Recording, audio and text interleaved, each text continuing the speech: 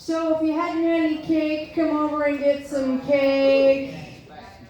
We are celebrating my birthday tonight. Yes, we're celebrating that I actually fucking survived. Y'all don't know what a surprise that is. I have been shot twice. I've been shanked in the liver once. I was a junkie that lived behind a dumpster for a period of time. And I've had cancer. It's a fucking miracle I made 48, so let's all get excited. I wish my joints were as excited about getting here, too. I hurt a lot, but I'm still alive. This is gonna get interesting. I'm a little bit hammered, like all fine handcrafted silver. Oh, yes, yes. I get a lot of complaints about how nasty I am, talking about my pussy and shit like that, which is ridiculous, because dudes have been talking about their dicks on stage for longer than I have been alive. And for some reason, when a woman of my age steps up and starts talking nasty shit, people get offended. And you know what? It's going to ruin my career because it makes me so fucking happy.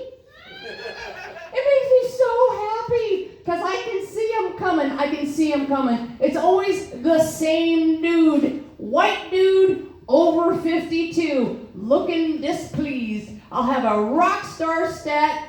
Everybody's coming up to tell me how great it was, and I see him. Looking all Karen. I am not 52. And I'm just so excited. I can't wait to hear what this fucking cunt has to say. Can't wait. I'm like, let the man come through. But no, I let everybody. Here he comes. You know, you don't have to be so dirty. You know, you could be a lady. It's like, no, I can't. Motherfucker, you don't realize what you just did. You showed up at an AC/DC concert, waited in line to tell Angus Young, it's too loud. Have you ever tried light jazz? Fuck you stupid cunt. I hope you die. But I'm always polite because you have to be polite to fans. I always say, well, I'm not to your taste. Maybe you shouldn't come and see me again. Because that's the reality. All my entertainers that are still here tonight, you do you. You do you. You do you. Because your audience will find you. Whatever you do, if you do it with passion and love, they will know. They will know. And that's another thing I'd like to say. This isn't my actual birthday. My birthday is September 28th. Oh, you tricked us. I know. But everybody comes here on Wednesdays. So what I'm asking as a gift to me for all y'all on September 28th from here on out, it is St. Tacos Day. Yes. What do I want you to do as a gift to me on St. Tacos Day? You find someone that you care about, that you haven't said I love you to in a long time, you take the minute to get on the phone and tell them, on the phone, I love you. Because that's all that matters in life. That is all that matters in life. Well, damn. So now let's get to the dirty shit. Are you ready, motherfuckers? Grab your cunts. Here we go.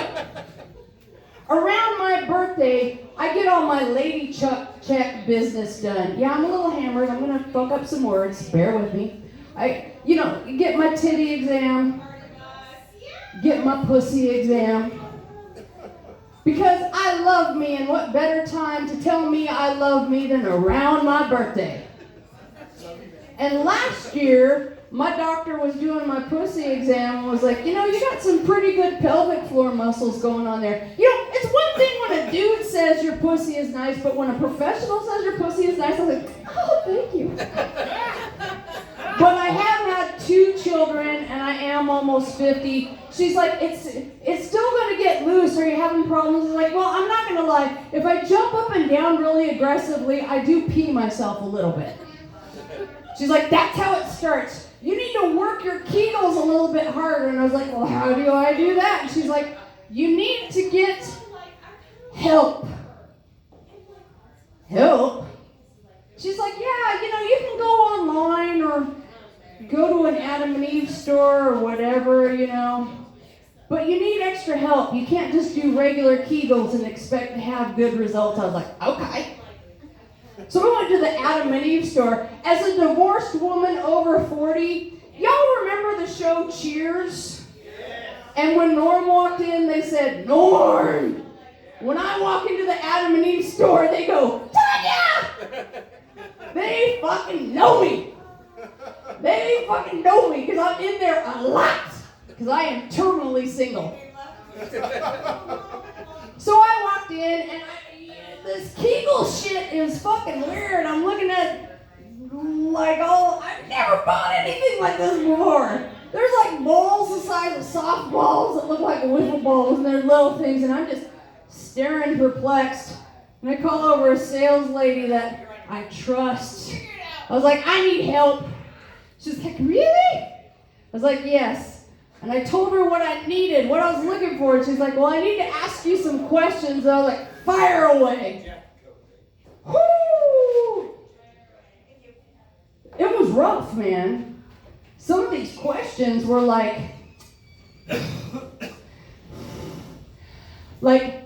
when you're by yourself, how many fingers do you have to put in before you're touching all the walls? Oh, yeah. Oh, another one was, when you come, do you ever squirt? I was like, oh, shouldn't you buy me a drink before you ask me these questions?